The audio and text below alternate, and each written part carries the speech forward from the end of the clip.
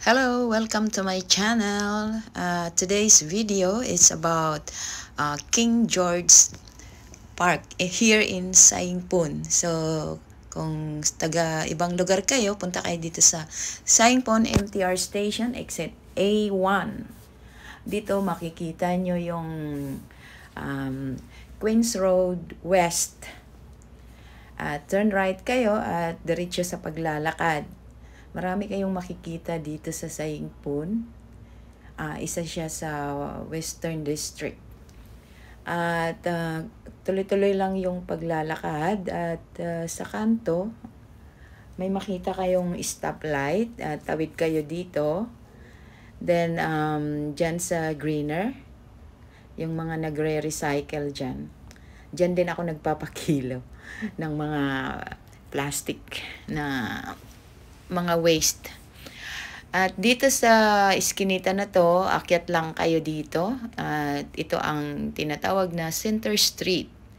Then dito sa Island Crest, which is dito ako nakatira, ito naman ang First Street. Pero hindi tayo dyan pupunta, diretso tayo dito sa kabilang street.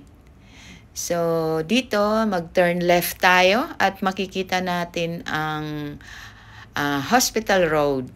Dito naman sa Hospital Road, makikita mo ang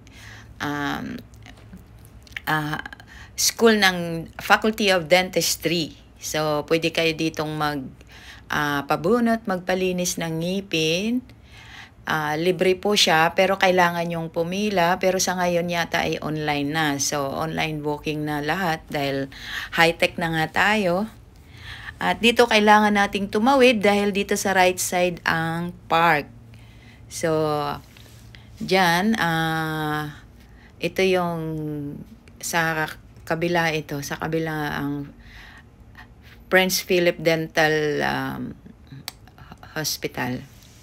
So, dyan yung mga libreng bunot. Then, ito na tayo. Nandito na tayo sa King George Park.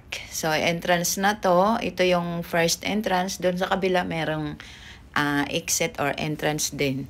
So, makikita natin yun mamaya.